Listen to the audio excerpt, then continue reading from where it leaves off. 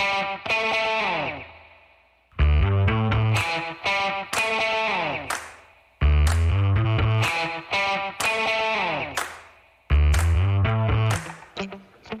folks. Welcome to another episode of Film Study. This is Ken McCusick. We're here to discuss the offense from that 49ers win. Wonderful win on Christmas night. The best present I could hope for. Probably a lot of fans too. And here to discuss it with me is Jonas Schaefer. Jonas, how you doing? I'm doing great, Ken. Merry Christmas to you guys. Happy holidays to you and your family. Thank you. Thank you very much. Great time of year to be thankful for all Maureen does for me, especially after a night game. It really becomes apparent with her up till 4 a.m. doing notes with me, but really appreciate that. And she deserves a call out for this. Jonas, though, you're the beat reporter for the Baltimore Banner. Yeah. So I was out there in Santa Clara. Appropriately, it didn't hit me until Christmas Day that I would be in a town or in a city that was named, that had the name of Santa in it until Christmas Day. And that was maybe a Christmas miracle that I even recognized it at all, because I'm not that quick on the uptake. All right, that's good. And your Twitter handle, just so people can have it up front here. Yeah, Jonas, Jonas _ Schaefer, SHAFFER. All right, very good. We talked about the path to the number 1 and number 2 seed, but it's become a lot simpler. The Ravens win against the Dolphins. They've got the number 1 seed wrapped up. If they don't win, in all likelihood, it's going to be quite difficult for them because the Dolphins might have nothing to play for. The Bills might not have anything to play for in Week 18. And that is a fairly substantial chance they'll be locked into the 6th seed at that point. And won't have even seeding to play for. So that's unfortunate for the Ravens that the chance of Buffalo beating Miami, which seemed like a pretty good chance, isn't really going to help them out. The Ravens could well be, if they don't beat the Dolphins, they'll be playing for the division title quite likely in Week 18 if the Browns beat the Jets Thursday night. Yeah, we've gone from wondering, whether this would be a must-win game for the Ravens, after the win over the Jaguars, because of just how this lined up with the Browns playing before the Ravens, to maybe the Ravens have the AFC North title wrapped up by Thursday night, because again, I think the Jets are 7-point underdogs at this point. Mm-hmm. But it's Thursday night. There's a whole lot of variance. You maybe like the ability of Sauce Gardner and that Jets defense to take away Amari Cooper. So I guess anything's possible, but it's hard to bet against the Browns at this point, especially with the state of this Jets team. Yeah, the Browns are rolling. Joe Flacco appears to be just the medicine for them, unfortunately. I kind of liken this, the 1970 season. I don't know how much you tap into football history with this, but George Blanda in 1970 came off the bench for the Raiders to replace Daryl LaMonica. I believe it was 5 times, and led them to 4 wins and a tie down the stretch, which they were the miracle team of that season, had 4 wins in the last 10 seconds. And Blanda took them all the way to the AFC Championship, where they lost in Baltimore to the Colts, who went and then won Super Bowl 5. I would be perfectly happy if Joe Flacco were cast in the George Blanda role here and came to Baltimore for the AFC Championship and got beat again. I'll even take the same score. It's going to be weird if and when, I shouldn't say and when, if the Ravens get the 1 seed, the Browns win that wild card game in the 4 or 5 spot, and they come to Baltimore. And then the narrative becomes that this Browns team is a lot like the 2012 Ravens, because the 2012 Ravens did not turn it on defensively until the playoffs. And this Browns defense is epically good. Obviously we are seeing the Joe Flacco on a heater narrative kind of take shape the way it did in 2012 and into the 2013 playoffs. But it's going to be interesting to see just what the national narratives for that game would be, considering everyone kind of twisting themselves into knots, trying to tie Joe Flacco's current Browns tenure to what he was with the Ravens, especially when he was at his apex. Right.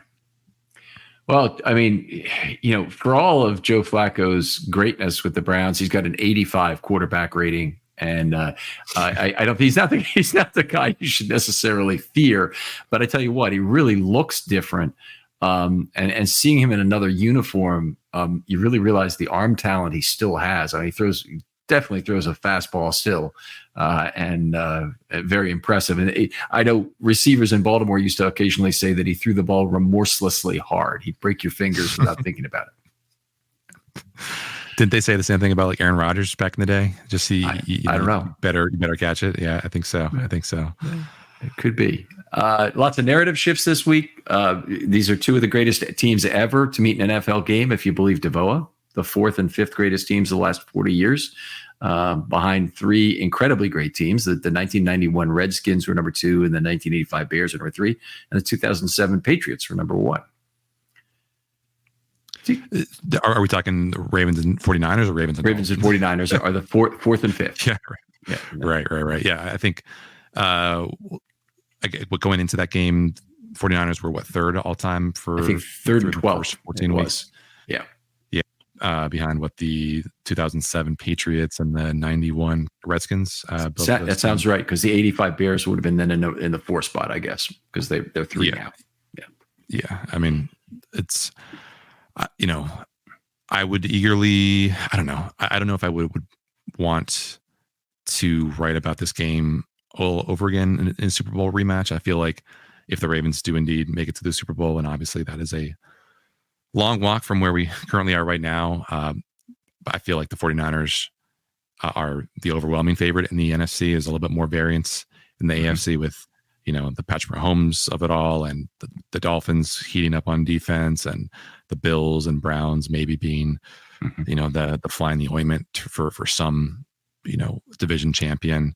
But I don't know, as I'm sure we'll get into when we talk about the game itself, there was a lot of interesting plays that went the Ravens' favor and some that didn't. But I don't think that the Ravens could count on turning over Brock Purdy 4 times, and maybe should have had 6 if you just counting the balls that just knocked off their hands and should have been picked off. It would be interesting to see how that game plays out in Vegas, where it's a turf field, where there's the speed of both those teams is highlighted a little bit more. I don't know if that favors someone like Lamar with his ability to turn it on and go, or if it is more advantageous to Christian McCaffrey, Ayuk, Debo, all those guys. So if and when that matchup materializes again in the Super Bowl, it would be very interesting to see, what the environmental changes to the game itself, how those would kind of affect how we consider the tail of the tape. Yeah. It's interesting because I don't look at this 49ers team and really consider them a speed team. McCaffrey is not among the fastest running backs. He has other qualities that make him a good running back. And Ayuk and Debo, while they have some speed, they're not. That's not their highlight category. It certainly is not it for Juszczyk or Kittle. I mean, those guys are big monsters and whatnot. If you look at this Miami team, this is the speed team in the entire NFL. Yeah. What is it, like 3 of the top 5 at one point, or like I think 4 of the top 5 recorded speeds of the season were by Dolphins ball carriers at a certain point. I forget if Keaton cracked the top 5 at any point, but it was like Hill, Mostert, Achane, all in the top 5 for maybe by the week 10 or something, if not earlier. I mean, it's just absurd speed. Yeah. It's going to be very interesting. It's hard for me to understand how they failed so dramatically. But in talking to Daniel Iafusi today on the Know Your Foe show, he mentioned some things. He said they've been very inefficient in short yardage, that their offensive line is basically in a lot of trouble right now. And him walking through the injuries on the offensive line, you really feel like, well, maybe the Ravens situation isn't so bad with both offensive tackles, having some issues. So. Let's move on a little bit. The offensive tackle rotation, I guess we get into here. I don't know if you caught it, but at the beginning of the broadcast video, which you may have not have seen yet, you maybe go straight from the game to all 22. But they introduced Ronnie Stanley with the offensive lineman as Ronnie Staley. Playing a game out in San Francisco too is a little weird that would happen. But they spelled it. What was the gaffe like a year or two ago? What was it? one of the CBS crews or Fox crews that was calling Lamar like Kyler Murray. Do you remember that? Well, I know you go to most of the games, but I think there was a period where, like, for a full quarter, I think the CBS or Fox play-by-play guy was misidentifying Lamar as another black quarterback. That's bad. That's really bad. The famous one in Baltimore is Bruce Cunningham calling Joe Flacco Kyle Bowler once over the thing, and that didn't go well. And then, of course, things got a little bit defensive from there, and it was difficult. But anyway, a lot of abuse for that. But getting back to the OT rotation for a second, Stanley sat out 10 plays for McCary before he left with that concussion when he pulled towards the left sideline. And Moses sat out the last 17 for Faalele. Actually, it was 17 in total. I think it might have been the last 14 or something. He was out in the game. Where are you on the Ravens left tackle, the offensive tackle situation? I'll leave it for answer for 23, and then also maybe what you think the Ravens might do for 24. Yeah, I mean, it's the kind of sort of Damocles hanging over this offense right now, right? It's I think just looking at your grades, I was higher on them than you were, for sure. I think my perception of how it went, watching it live and then watching a little bit of the all 22 was more encouraged than I was certainly in relation to that Jaguars game. I always come back to this, like, kind of truism of playing tackle for Lamar Jackson as quarterback. And this is the thing that, I kind of cautioned folks about with Orlando Brown, was that when you are blocking for Lamar Jackson, you generally do not have to worry about speed rushes, because defensive coordinators are so concerned with, having those edge rushers get pushed too far upfield and, giving Lamar that breakaway lane that he needs to get an easy 5, 8, 10, 20 yards, that, they will go for these cage rushes. They will go for these mush rushes. So if you have someone who's big and strong and sturdy, like Orlando was, and, was a little bit laterally challenged, it doesn't really matter. Obviously, we've now kind of reached that point with, we've reached in the opposite point with Ronnie, where on his worst days, he still has that lateral mobility. Yeah. But he just cannot anchor and cannot win these bull rushes that he probably knows are coming. So even though he had a rough start, I think for the most part, Ronnie was pretty good. I think, on the other side, Morgan Moses was pretty good as well. Had a couple nice, real good blocks in the run game. Obviously they can keep Morgan Moses around next year on a relatively team-friendly deal, but this has also been a front office that has been pretty, aggressive, I guess, in throwing those young guys out there and making the most of that rookie contract deal. So I guess it's tough for me to say whether they are going to open it up and make it an open competition between Moses and Faalele next year. I think it's a good sign for Moses that, like, the injuries that he's dealt with this year are upper body and not lower body, which can be great point, more degenerative and more worrisome in the long run if it's just a shoulder and or pec injury for Moses. And obviously you run the risk of re-injury the longer that you play a game as physical as football, but it's not as worrisome to me as knee, ankle, foot stuff. So if I'm Eric DaCosta, I'm definitely looking to bring Morgan Moses back, considering you're not paying him anywhere what a guy like that, who's played at his level, I think, for the past 2 years, would get on the open market. But I also recognize that, with Lamar's deal shooting up in value every year, you're going to have to be a little bit more judicious in your salary cap management. And maybe that means, cutting a guy for just a couple $1 million because you trust in the young guys behind him. I don't know if Faalele is the kind of fleet-footed guy that is an ideal, plug and play guy for maybe some of the zone running concepts that Todd Monken favored at Georgia, which I think has to be a consideration. Morgan Moses is great in space. It's always a pleasure watching him pull and turn up field or block on a screen. Daniel Faulele's, packs a heavier punch, but he's certainly a bit more lumbering. And on the Ronnie side, when's he going to unpack it? That's what I want to know with Faulele in terms of that punch. He just doesn't punch at all as a pass rusher, as a pass blocker. So and with Stanley, like I feel like we're probably headed to a point where, he's cognizant of the fact that he has not lived up to his contract. He is also cognizant of the fact that if the Ravens were to release him, he would not get the kind of money that he would be looking for or would be owed in Baltimore, anywhere close to it, just because of those concerns about his knees, because of those concerns about his ankle.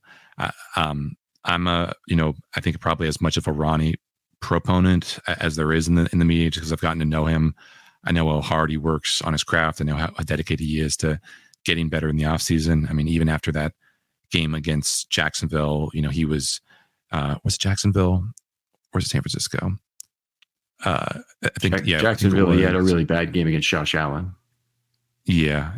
I think it was San Francisco then. Well, either way, one of the two. I should be able to remember this because it happened so recently. He was like hanging out after a lot of the guys had left the locker room for the team bus and was just kind of doing these shadow kick steps, kick slides with Patrick McCarry. Each of those guys kind of coaching the other up about stuff that they'd done wrong, stuff that they needed to improve on.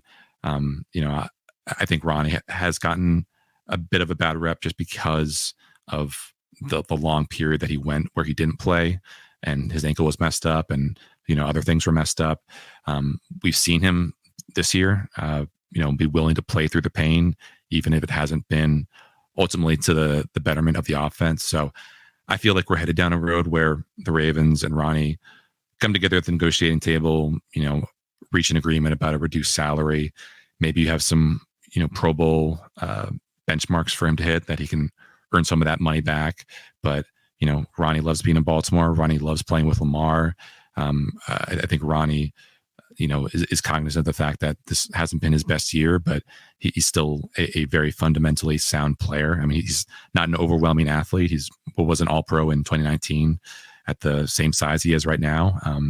So I'm optimistic that they could find a path forward just because, I don't know who you're going to get at that left tackle spot that is going to make sense for you financially. I mean, Patrick McCarry, I don't think has the stamina health wise to be an every game starter, nor do I think you just want him out there considering his limitations as a blocker and everything like that. And, if you take a swing on a left tackle in that, 24 to 32 range of the first round, you might get a guy who's pretty good, but chances are, just like a lot of rookie linemen, there are going to be a lot of really low lows that you have to deal with. So let me toss one out there then.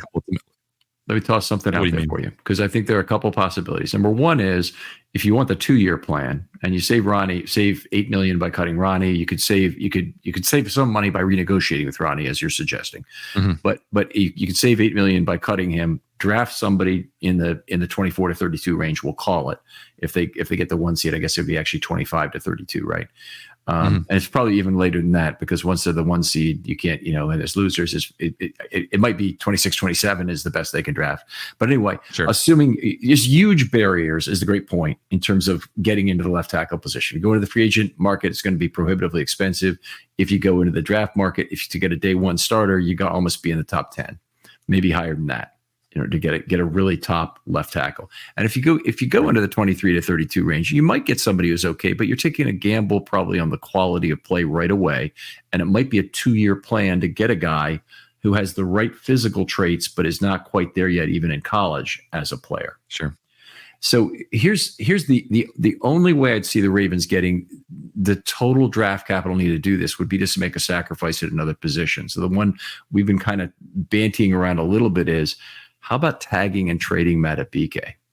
Because I think if you really wanted to look at how you could get a lot of draft capital, I don't see another way. All the other guys who are leaving in free agency, there's no tag and trade possibility that brings back any significant capital. And the draft capital that gets you back is all 2025 draft capital. which presumably you could trade and move forward a year at a big discount, I don't think the Ravens would be interested in that. On the other hand, Madubuike has grown into this incredible force.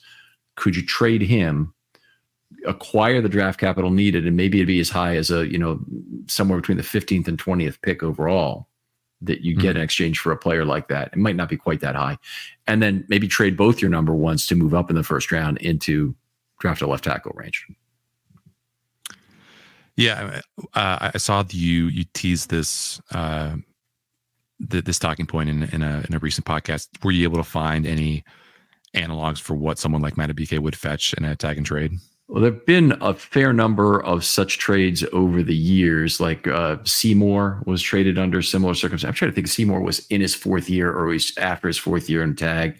Khalil Mack comes to mind as a guy who was trading that, but I have not gone to any extent to do this. I think you start with the positional valuation to begin with, and you look at defensive tackle and how high that is right now, how much people are valuing interior pass rush, and I think you'd have to start with that. Yeah, I'm sure you brought this up. It looks like this was 2009, the Richard Seymour trade. It was in exchange for a first round pick in the 2011 NFL draft. So I guess it was maybe not even for the next year if this date line is correct. So it was for a first round pick 2 years down the road, which is kind of interesting. Yeah, I mean, I think it probably all options are on the table, and every sack that Madubuike collects is $1 more million that you're per year that you're probably gonna have to pay him. I feel like, I don't know. It's an interesting spot that the Ravens are in, because I keep coming back to all the young talent that they have paid or will have to pay. Like, if Eric DaCosta is, if he continues to be the guy who tries to sign these guys as soon as possible so that you can have that cap flexibility in the long run, then you are talking about a potential three-year run of making Roquan Smith the highest paid off-ball linebacker in the NFL, Justin Madubuike one of the highest paid interior defensive linemen in the NFL, and then if you can get a deal done with Kyle Hamilton, probably the highest paid safety in the NFL. Yeah. And I know that I'm sure that long-term planning, that notion of long-term planning has crossed Eric DaCosta's mind at some point, because when I asked him at the combine when there was still uncertainty about the Lamar and how, the lack of resolution there was just screwing up their whole team building efforts, he was very forthright about, we have certain contingencies, certain plans, and to have this big piece of the puzzle not in place yet does complicate things. So it's going to be a situation where you're going to have to kill one of your darlings, I suppose, and maybe that means trading Madubuike or doing everything you can to bring him back for one more year, and then trying to keep that defensive Super Bowl caliber window open another year. But it's this is the curse of great talent. You're going to have to pay it at some point, especially when these young guys hit the end of that 4-year contract. That's what drafting does. You have to end up with heartbreaking decisions where you lose a bunch of talent, and they're going through that. Patrick Queen's going to go. I don't see any reason how he'd be at the top of their priority list, given that they haven't really tapped into that weak side linebacker platoon value at all, and they have done it in the past. So I would say he's likely to go. Geno Stone, I don't know how much money he's going to make anymore. Hasn't had a great second half of the year, a lot of missed tackles, so we don't know. But anyway, getting back to the offensive tackle thing, that's just, there are such barriers to it, and it almost looks like they have to replace 2 offensive tackles in 2 years. Better get to it. So whatever they do this year, they have to have at least a developmental tackle in the building. The last developmental tackle, I think we have real questions about whether he's going to ever be a starter. Falele. So really, the Ravens have to start that process ASAP, in my opinion. So whether they really want to go all the way towards going for a first round left tackle, I think they at least need to use that end of the first round pick, or at worst the second round pick, drafting a 2-year plan at left tackle. Right. I think, to your point about maybe the kind of big swing that the Ravens would need to get out of that, bottom 25%, so that the final 8 spots of the first round. I would love to be proven wrong, just so I, have some new information to consider about Eric DeCosta and just how he goes about his draft strategy. But I feel like everything that I know about him, everything that I know about the Ravens draft process, I feel like it will be, it'll be once in a blue moon that he trades significant capital to move up in the first round, unless it is for a position like quarterback. And obviously Lamar's here for the long term, for the foreseeable future, long term. So I feel like that is off the table. But I just think that, everything that the Ravens have shown me, everything that Eric DeCosta has said to us about, just the kind of fallibility of draft picks and how so much of this is luck, it would really surprise me that to see them do something like, trade up from number 27 to number 15 to draft an offensive tackle, when the odds that you can get, a good offensive tackle at 27 compared to 15 are not, statistically significant. They're not enough better. And I agree with that. There is a point I want to make about what you just said about DeCosta is that he is underselling his own draft talent whenever he talks about lottery tickets or it's just luck or it's blah, blah, blah. That's bullshit. It's not just luck. It's be like Phil Ivey saying, look, I got the same chance you did. We both bought a $10,000 entry into the World Series of Poker. Well, we know that he's still got a better chance to win the whole thing than I would doing the whole thing. So it's interesting.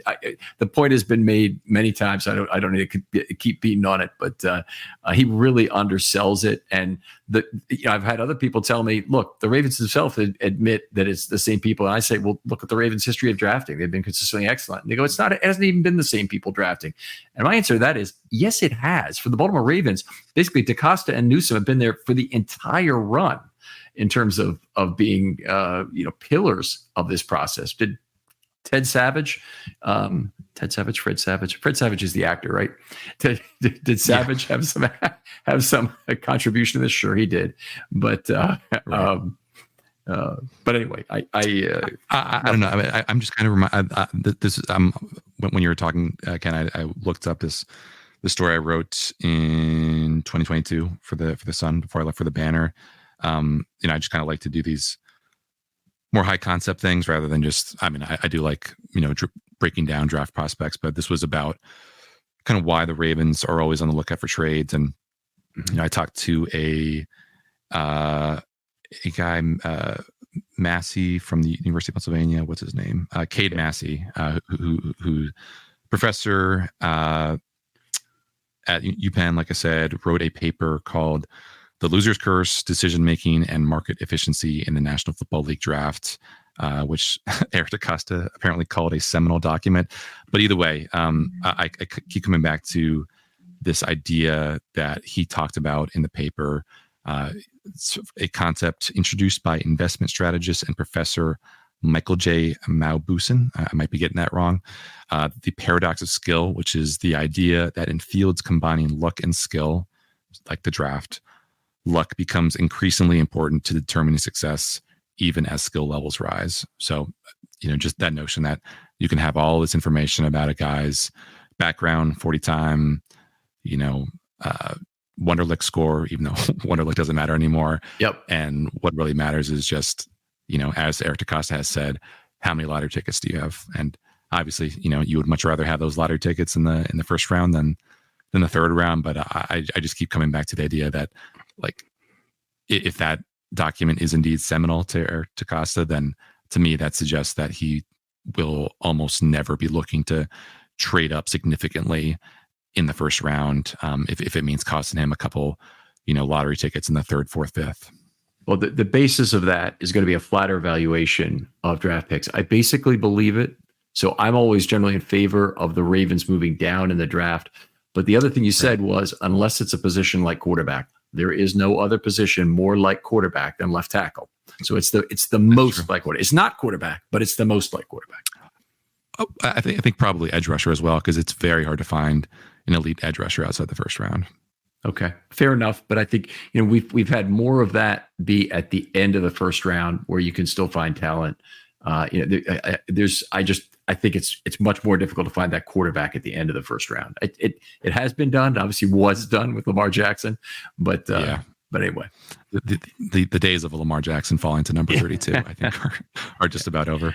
Yeah, I think it really was. It would take a new style of quarterback that again breaks the mold for that to happen again. Let's keep this moving since I know you're running on a little bit of a time delay here. What do the Ravens get from the San Francisco game? So a lot of people talk about the switching narratives. What do they really get out of it? Health, a litmus test, a chance to clinch at home in Week 17. Is that the biggest thing they got from that San Francisco game? What are your thoughts? Yeah, I think so. Just again, if we are projecting this into the playoffs and we are talking about to whom can the most benefits accrue, then I think you're talking about the offensive line, Ronnie Stanley getting healthier, taking some wear and tear off of the guy like Gus Edwards, who's obviously been running hard all year, has been running hard all his career. Zay Flowers, if he's dealing with his foot injury still, he was didn't practice today, then you're giving him more time to rest up. You're giving Odell more time to be healthy. So the idea that this thing could be done and dusted by Sunday afternoon, and the Ravens could, again, head into that Week 18 game against Pittsburgh the way that they did their Week 17 game against Pittsburgh in 2019, I think would be a thrilling prospect. And obviously that season, that postseason, has scarred some Ravens fans and might change the way that the Ravens think about how they would approach a scenario like that. But I still think that, if the Ravens play that game against the Titans 10 times, they win at 9. That was just such a weird game with bad bounces, coverage busts. I remember watching that game from the press box, and Patrick Ricard, Nick Boyle, Mark Andrews were all in various states of beat up, to the point that none of them were on the field for certain stretches of that, late first half, wherever in the second half. And that was just so weird that these guys who were the fulcrums of the offense were just incapable of playing. And if you were telling me that you would rather have those guys play basically 1.5, 2 more games because you are so uncomfortable about what happened in 2019, I would just say, get over yourself. This is a long season. It's even longer than it was in 2019. Every single player in the NFL would be craving a break right now. And maybe the Ravens change their practice schedule around so that they're a little bit more, ready for the grind of a live action game.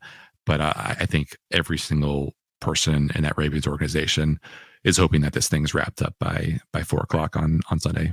Completely agree with you. And one of the things is, as we go into this game, as we go into Week 18, if they do take care of the Dolphins, is that there's only 7 guys they can deactivate roughly, including call-ups. So, and we could probably name 15 that could benefit from the rest. And you could probably have some special teams player on the defense. Daryl Worley can play 102 snaps again if he needs to, between safety and special teams if you really want that to happen. But it's just a limit to how many guys you can be able to keep off the field. Marcus Williams, another guy we haven't mentioned, but that guy clearly it would benefit from not being on a football field. I mean, he's playing well. Don't get me wrong. It's just he still is clearly struggling with that pec. But pop quiz for you, Ken. Do you remember the 7 guys who were inactive for that game against the Steelers in 2019? Ooh, that is a difficult one. I'll go with. Do you have the list in front of you? Yep. Marshall Yanda. I'm going to say Lamar Jackson was inactive, but I'm not even 100% sure he was. Okay. Let's see why that's a tough one. Ronnie Stanley? No, 3 for he was inactive. Yep. Okay. Mark Andrews? Yep. 4 for 4. He was dealing with an ankle injury that he never really totally got over by the time of that Titans game. I'm trying to think of who there was on the defense who at that time. 2 guys on defense. Okay. Yeah. Let me get them. I don't think it was Humphrey. I don't believe so anyway. So the There was a DB. Earl Thomas. Yep, he was listed on the injury report that week with a knee/hand injury. Okay. Defensive lineman as well. Oh, who would have been the defensive lineman back then? They didn't have a whole lot on the defensive line. And Michael Pierce he left after the 2018 season, so it's not him. They had a whole bunch of rotation of defensive tackles there. I don't want to take any more showtime. Tell me who the other couple were. Brandon Williams. That makes sense. On the defensive line. And then Mark Ingram, who was dealing with a minor calf injury. Okay. All right. So memory's not as great as it maybe should be, but that's pretty good. I don't think I would have gotten those guys. Are your doubts? Let's just skip that one here. How important does the organization believe the number one seed is? I think very important. I mean, I think John was asked about it today. Let me bring up that quote. He said, it's an exciting situation to be in. You get into this time of year, you play yourself into these types of games where you have an opportunity, where the game means so much, where winning one game brings such a big reward because of what you've done up until this point. And that's an earned thing. And the Dolphins have earned the same thing. So it's that kind of a game, which is to say it's a big game. Obviously, you probably aren't too concerned about who is it? Is it the Colts who are the 7th seed currently? If the Ravens were to fall into that 2-7 game, but if the Ravens could get this thing wrapped up and not have to worry about Lamar's MVP candidacy going into week 18, not have to worry about Alex Highsmith and Watt coming off the edge and getting to Lamar.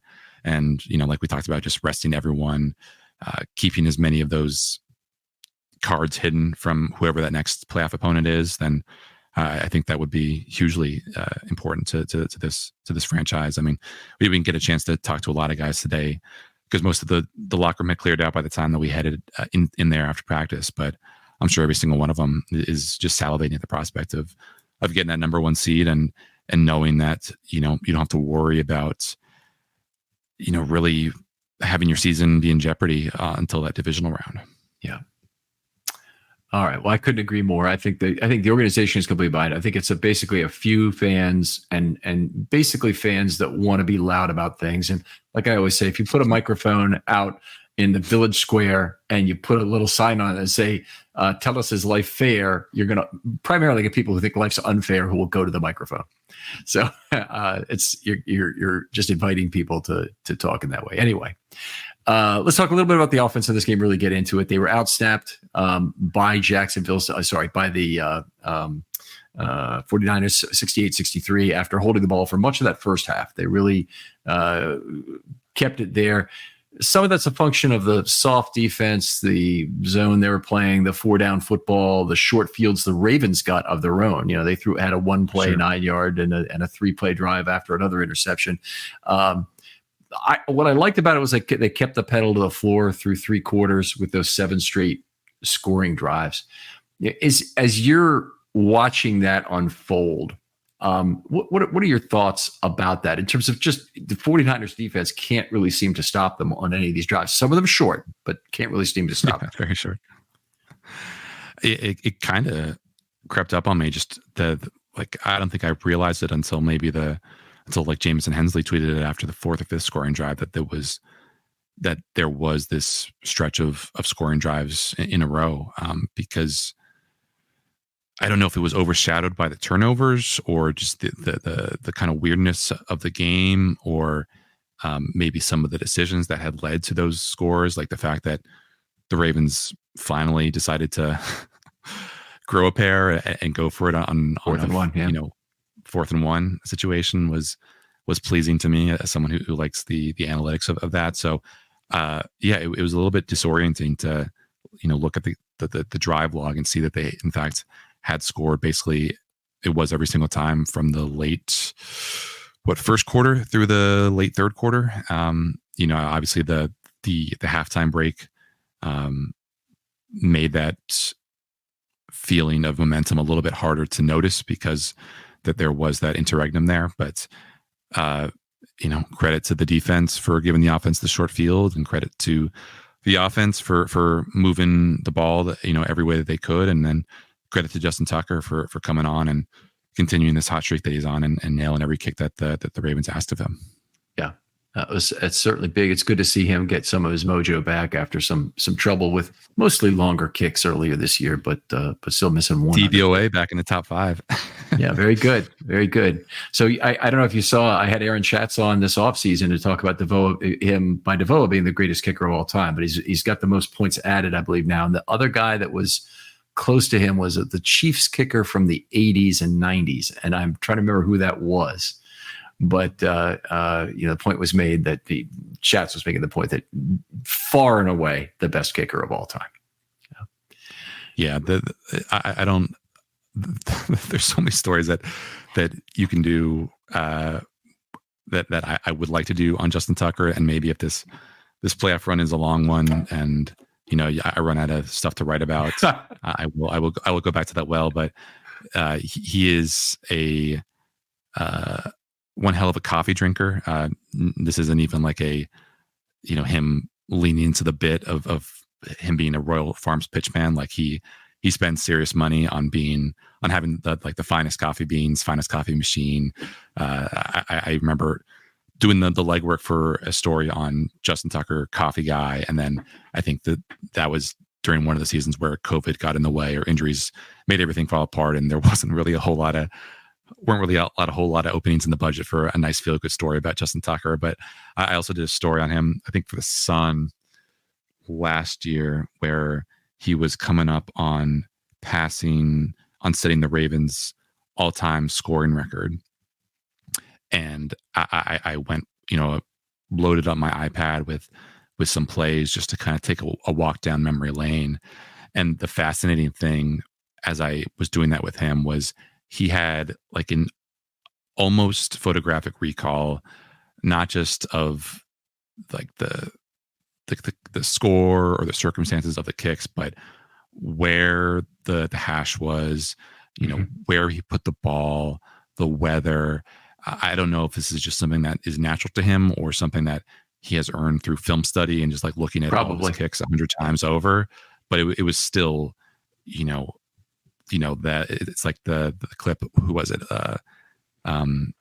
It was like the Sean McVay viral thing from a couple of years ago where he was able to recall, every single play from like his high school career, college career, 2018 random game against the 49ers where, you could throw any potential memory at him and he would be able to recall it like it happened yesterday. It was just one of those things that it just kind of sticks with you because of how funny and rare it is to have a player with that level of clarity.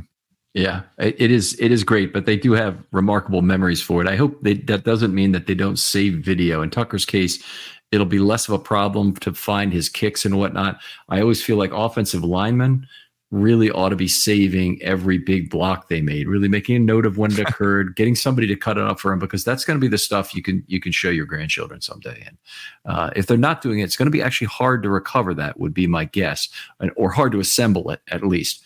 So you might as well do it while you're playing. Okay, talk a little bit more. Three out of 6 in the red zone in this game, which is not ideal. They dropped under 60% for the year. The median is 54.7. The Ravens were 44.4 last year, obviously. So still a big improvement, but they've dropped down to 8th in the NFL. I guess the good side of that is they're still holding the opponents under 40% in the red zone this year at 38.6. And the 49ers just went 2 of 4 when they got down there as well. Yeah, I think we talked about this, the red zone bona fides of Todd Monken, just how at Georgia he was pretty good but never really great. And Lamar started this year on just an unbelievable heater in the red zone. Yep. He was like, I think his on target rate, like basically going into that game against Pittsburgh on red zone throws was literally 100%, according to Sports Info Solutions. So obviously there has been some negative regression there, and there's been some questionable play calling at certain spots. So as long as this offense can just keep its head above water in the red zone and, do more good than harm, not have a 2020 Bills-esque disaster where you're throwing away a touchdown into a pick six. I think they should be good just because of how good they are at all other phases of the game, but certainly the fall from first or second in the NFL to eighth means that you're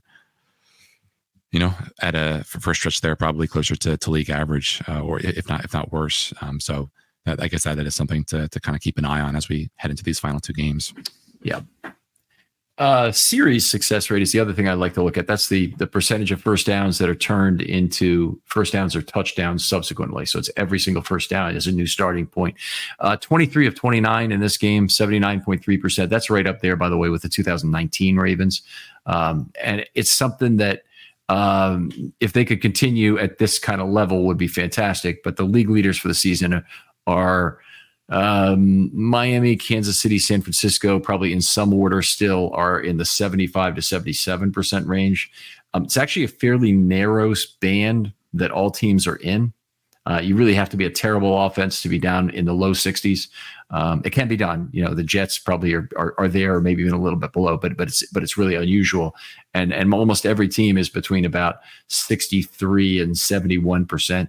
If you look at that group. But anyway, they held the 49ers to 67.7 in this game, which is outstanding defensively. And I thought that was one of the things. Obviously, they gave up a lot of big plays to the 49ers, but they also ended 5 drives with turnovers, and every one of those is obviously a series loss as well.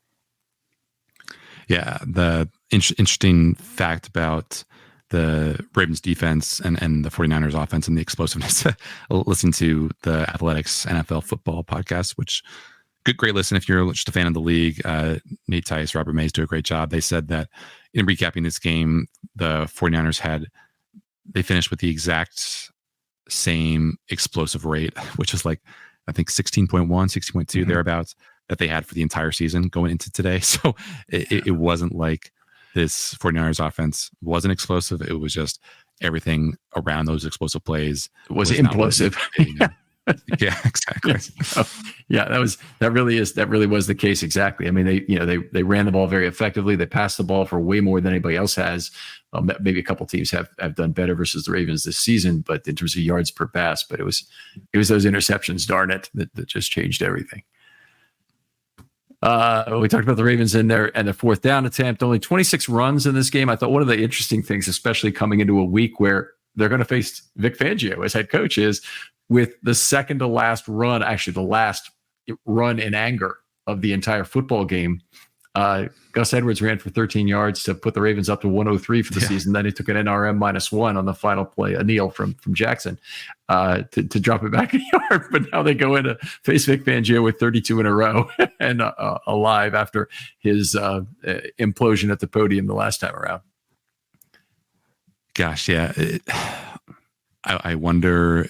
I don't think it'll be me. I don't think it'll be me who asks John Harbaugh about whether he's buried the hatchet with Vic Fangio. But yeah, I mean, this is going to be an interesting game because, obviously, I know you have a lot of smart listeners who probably know about the Fangio style. But if you are playing with these two high sets, then you are inviting teams to run the ball. And, I haven't watched a whole lot of Dolphins games this year just because of how many have overlapped with Ravens. But it seems like are doing a pretty good job at being able to come up the works as a run defense, despite playing with those light boxes. And I think probably my most persistent frustration or criticism of Todd Monken is just not running into light boxes, because when it's been Lamar and Keaton Mitchell, especially, they have just been lights out. And obviously, maybe you attribute some of that to just the empowerment of Lamar as a quarterback and as the pre-snap commander, general, whatever you want to call it, and calling the shots more and throwing more RPOs. But I do think at a certain point, just like we saw with that Jaguars game, this rushing offense is good enough in spots to really just wear teams down and make them pay for these too high setups. So if Vic Fangio again dares the Ravens to run the ball, if I were Todd Monken and Lamar Jackson, I would take them up on that dare, because this is a Dolphins pass rush that is I think second in the NFL in sacks behind only the Ravens, and they're getting after it. And I think obviously not really breaking any news here that the best way to slow a pass rush is with a running game. And even though Keaton Mitchell is no longer with us, I still think the Ravens have to be bold about going to that design run game in certain spots. Yeah, I think that's a very well taken point. The Ravens have run the ball more than any other team in the league, but a lot of that is run because they win running, where they're grinding out fourth quarter games with Ricard and Gus Edwards. But I would agree that this is a first quarter running game. The only thing I really don't like to do is give up a lot of the scripted plays. Obviously, you still want to have your scripted plays. I guess there's no reason why you can't use them into the second quarter. If you have 15 plays you really think will work against Miami that are primarily pass plays, but you also have your bread and butter run plays to mix in there, there's no reason why you can't save those. And then eventually you do run out of scripted plays at some point during the game. But I do want them to, obviously maximize the points they score on drives where they have scripted plays, I guess would be the better way to say it. And the Ravens have been pretty effective at that this year. Haven't gotten out of the gate fast every single time, but they've hardly ever trailed. So they've basically been scoring before the opponent in most games. Yeah, I mean, I did a story maybe a month or two ago, and just basically about how this is a Ravens team that almost never travels. Maybe when you're talking, I can go to True Media and look it up. But last time I checked, they were like second or third all time and the fewest minutes trailed since 2000. And a lot of that is because they outscore everyone in the first quarter, outscore everyone in the second quarter, outscore everyone in the third, and then the fourth is where things get a little bit hairy. But yeah, I mean, more often than not, they are shutting teams out in that opening 15 minutes and getting at least one touchdown. Yeah. Let's talk a little bit about Lamar's game. One of the interesting things I thought, and maybe you have the information available to you on SIS or on some other website, that the 49ers were known for doing very few non-4-man rushes. And certainly though it was written up in the media in certain ways before. 43% 5+ in this game against Lamar. So that at least was a different tack on going after Lamar. And it was odd. He threw the ball 14 times in such a situation. He's also sacked twice, 5.6 yards per play on those plays. Obviously that was, if you hold Lamar Jackson at 5.6 points per play, you probably have a pretty good chance to beat him. Especially if you're San Francisco and you're going to roll up, you expect to score some points in a game. But I was very surprised they blitzed as often as they did. Me too. Me too. Especially because you would think that with the matchups favoring them on the edges that they would have taken their chances. I mean, obviously Hargrave wasn't 100%, so maybe they felt like they needed some more oomph up the middle, and not having Armstead definitely a loss to their pass rush. That would also be a wrinkle to consider in the matchup. Just if he can get over that plantar fasciitis, if Hargrave can be the guy he was in Philly last year, then that is a radically different pass rush. But yeah, I was not expecting San Francisco to blitz, as much as they did, especially in that first quarter, especially in that second quarter. I mean, it's been, I don't want to say frustrating to watch Lamar be inconsistent against the blitz, because it's been a different kind of blitz than he struggled with in the past. This isn't like the old cover zero experience from a couple of years ago. He has been very hit or miss, I would say, against the blitz this season. You think of like the Detroit game where the Lions really came after him and he just chewed them up and spit them out. Destroyed pressure. Yeah. Other times it's been the way to unbother him, just to get him into these, second and longs, third and longs, come after him, blitz with integrity so that there's not really a whole lot of escape pass, and, just trust that, when he tries to throw that slot fade, that he's going to miss, or that you're going to have, good enough coverage underneath to take care of stuff, and keep it from being a big score. So it surprised me to see him finish as efficiently as he did against the blitz, because it seemed like at least in that first half, like the 49ers had really struck on something as a way to kind of keep this offense off balance. Yeah, the four-man rush, by the way, 21 for 155 in this game, 7.4 yards per play. He didn't have any turnovers in the game, obviously, but he also wasn't sacked with a four-man rush. They didn't rush three even once the entire game, but they came out swinging. It's actually fairly consistent. Just looking at my score sheet here throughout the game in terms of using 5 and 6 and even 7.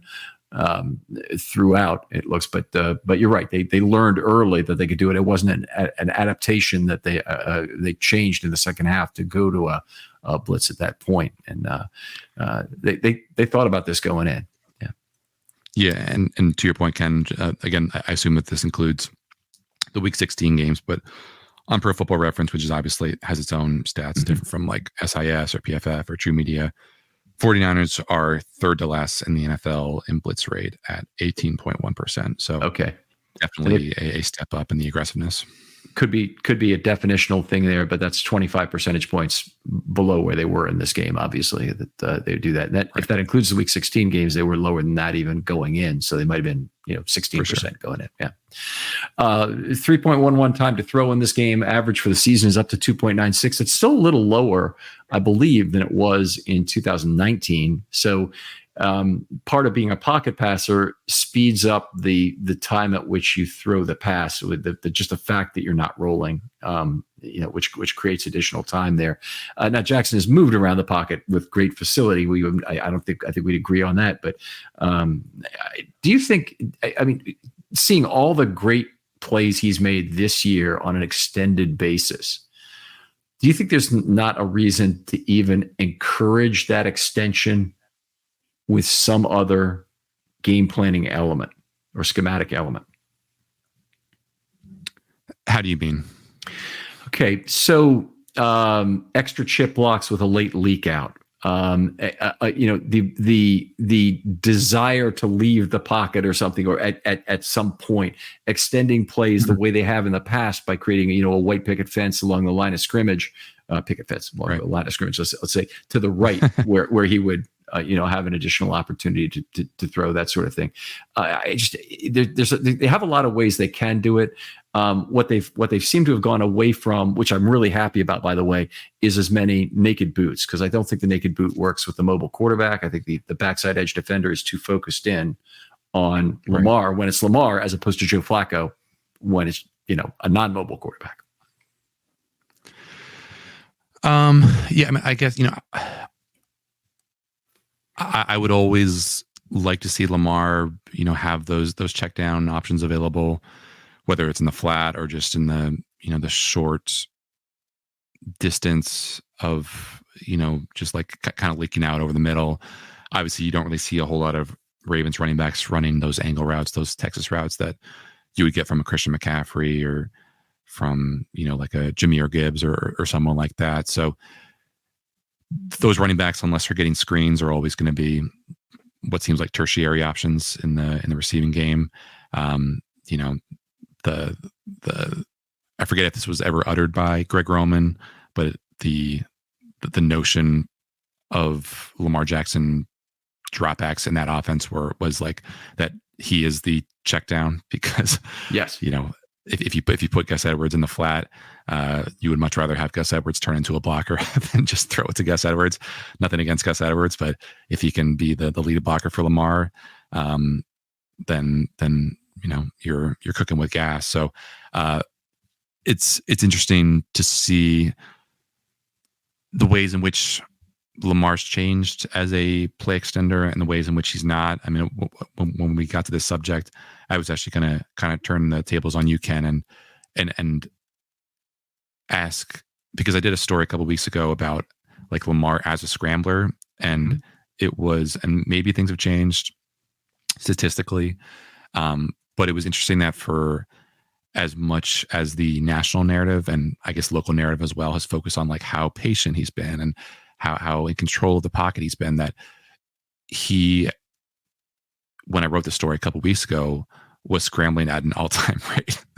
Like he never scrambled more than he had in the like 13 or 14 weeks of the season at the point that I wrote the story. And so, and notably, his scrambling efficiency in terms of like EPA per scramble was also way down from what it was in 2019. So it was very kind of confusing to me to wrap my head around the idea that, yes, he does seem more in control of the pocket, but are we just fixating on these big splashy plays that we like to think about and point to, oh, Lamar's evolution, when in fact he is actually as scramble happy as ever before, if not even more scramble happy than at any point in his career. Yeah, let's unpack that a little bit. So 2019, he went 41 for 430 as a scrambler. So leaving the pocket on a non-designed run, that would be on a pass play. In 2023, he's got 60 scrambles for 395. So right there, you can tell it's more scrambles for fewer yards. So I would completely agree with that, with the notion that he hasn't been as effective a scrambler. Now, there may be something about that in terms of the design of the offense, that he's being put in positions where he's less likely to succeed as a scrambler, but because of the fact he's staying in the pocket to start with. Whereas if you roll right, you may be in a situation where you're in a better position to scramble. Couldn't say definitively that was the case. You see, I like a lot of the things about leaving a pocket and finding lack of integrity in the pocket and leaving that and potentially not having eyes on you if it's man defense or even in zone. I guess you still have to beat a man or beat two men, or you have opportunities to make yardage. But the point being that I can't say definitively between the Roman offense and the Monken offense if one of him is if the offense itself is putting him at a disadvantage in terms of scrambling.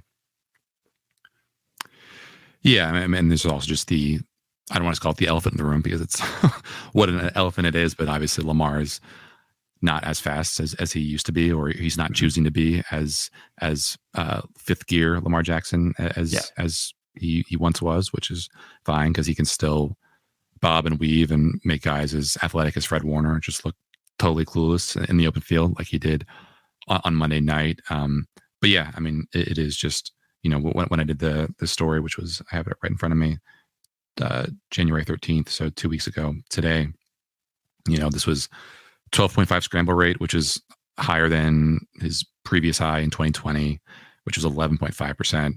Yards per scramble, and this is all True Media, I believe, was 6 yards per scramble. The high was 2019, 10.4. Yep. And then EPA per scramble, which, as Todd Monken likes to say, the best play in the Ravens offense is the second play, is the scramble play. Even that, 0.14, which is like a solid to good result for an offense, that is like half as efficient as Lamar's previous low of EPA per scramble, which was 0.26 in 2021. So again, let's take a look at that for a second. 0.14. These are run plays. I just want to point this out. There's only 3 teams in the entire National Football League who have a 0 or better EPA per play on the run. The Ravens being one of them. They might be second or they might be first. I forget which. The Miami Dolphins, what do you think their EPA is per run play? All the speed, Devon Achane and Mostert, the kind of years they've had, Mostert's up at 4.8 yards per carry, and Achane is close to 8, not quite anymore.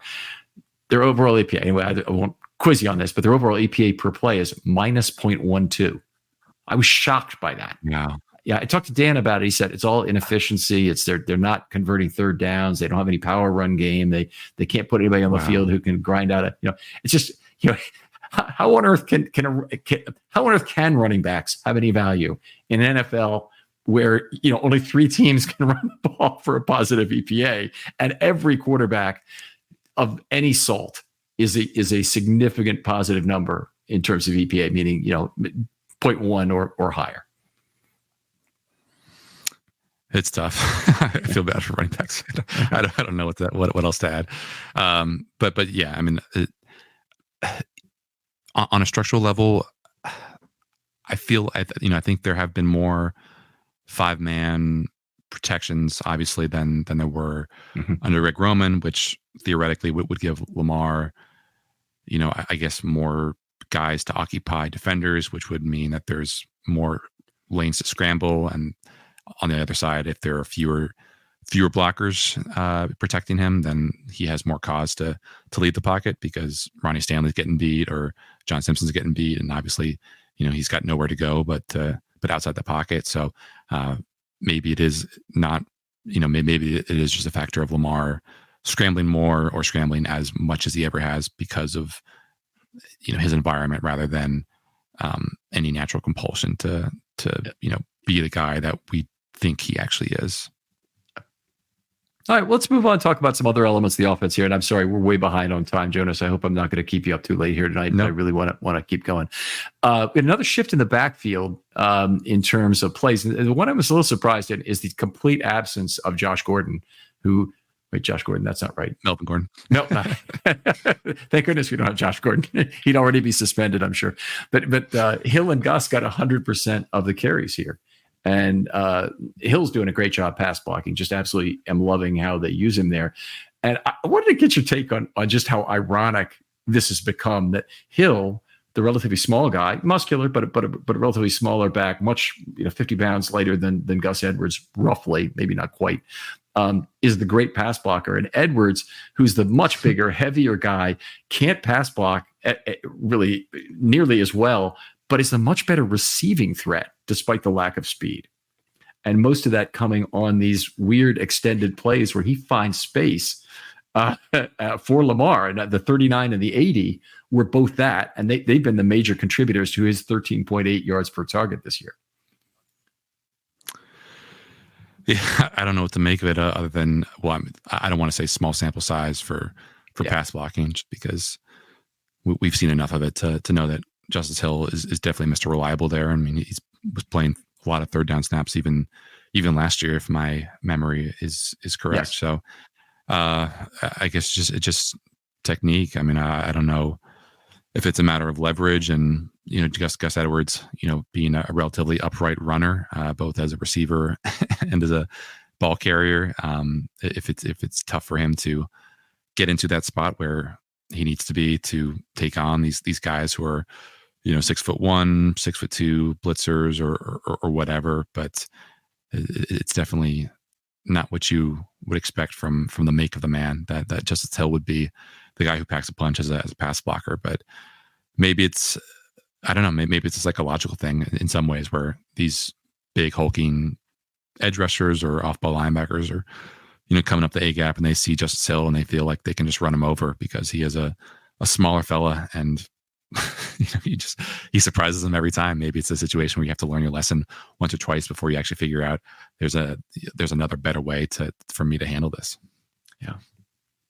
The Ravens did use, you mentioned the set and chip blocker kind of number of people they're leaving in per play, and to occupy linemen. I think maybe you're talking about occupy defensive backs, because both are legitimate points, but 0.65 per play in this game. They used 15 set and 9 chip blocks. I think they did.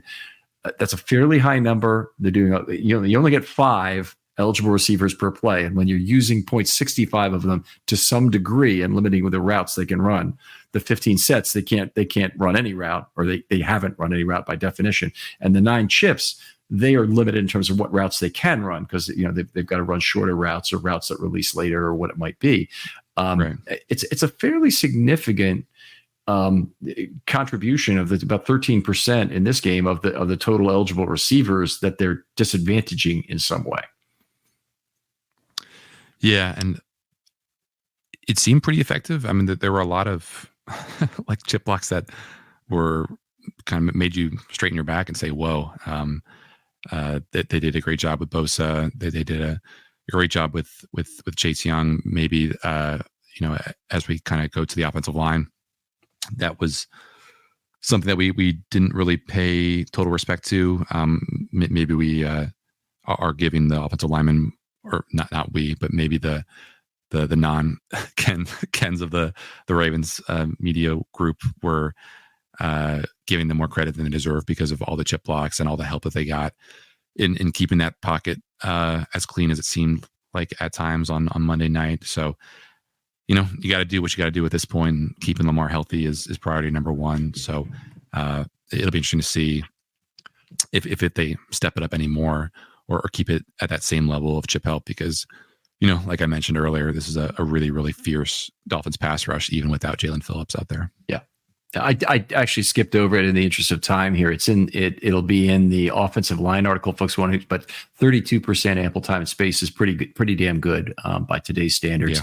Yeah. And it was against the 49ers who were blitzing a fair amount. And I think it's an excellent number. And Lamar had 9.6 yards per play on those throws. He was also good under pressure in this game at 4.6 yards per play, where a normal standard might be, 3.5, something like that. And 5.7 yards per play when the ball was out quick.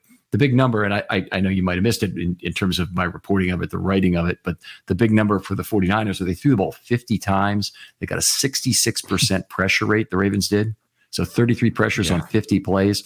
And usually the offsetting strategy to that is to try and get the ball out quickly. Just go side. And that's what I think of the 49ers offense is that's their wheelhouse. Yards after the catch, throw the ball behind the line of scrimmage. I mean, that's the Brock Purdy point guard offense in a lot of ways. They didn't do it. They just, for whatever reason, they would not do it. And they only threw 7 times where the ball was out quickly before pressure could develop. And Ravens, obviously did a remarkable job with that in this game. And it was almost all 4-0 pressure. I know there was one national guy who was trying to say it was a lot of different looks on pass rush and what. It really wasn't. It was a bunch of 4-0 pressure. And my defensive score sheet looks like pressure for like 7 and 8 consecutive plays on those last couple drives. It was just, and it's all 4-0. It's this, what you see is what you get.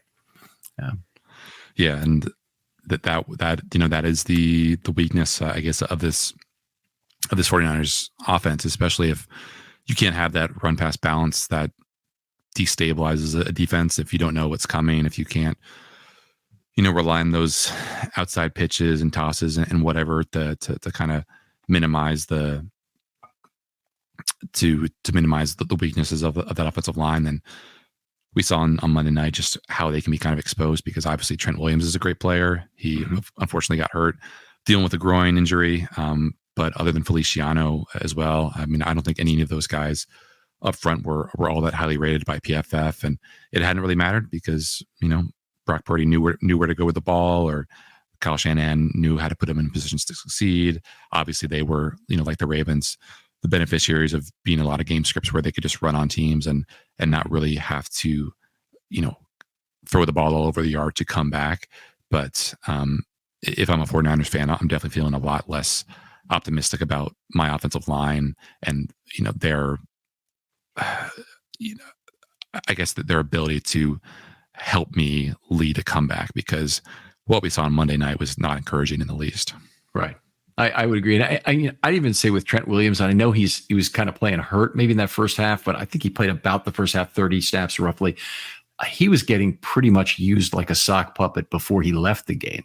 So it wasn't like he was particularly effective. I mean, honestly, that one of the reasons he came out was he was ineffective. And then the McKivitz has got every Ravens highlight, on the second half in his film to look at. Yeah. All right. Let's look at maybe one more thing before let's look maybe at the Mark Andrews absence and who's kind of filling in for him a little bit. Likely now 23 targets for 249 the last 3 games has been terrific. What is it about Likely's game that you think why has it been so successful?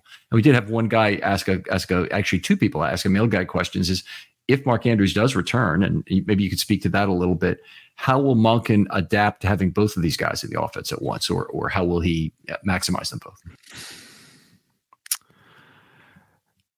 I didn't look into the numbers when they were on the field together this year, but that was their functionality together was one of my kind of subplots for the season, because when you think of last year and you think of those Isaiah Likely breakout games, they were when Mark Andrews was limited or was injured and absent. Like their EPA per play when only Andrews was on the field was great.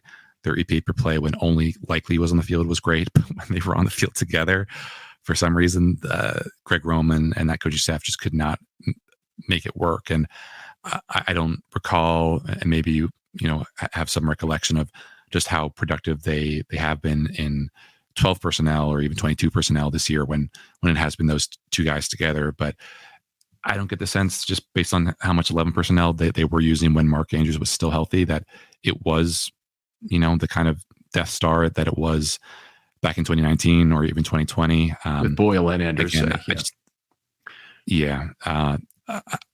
I just think that, their skill sets, I don't want to call them redundant, because how they go about being productive is very different. Mark is the guy up the seam.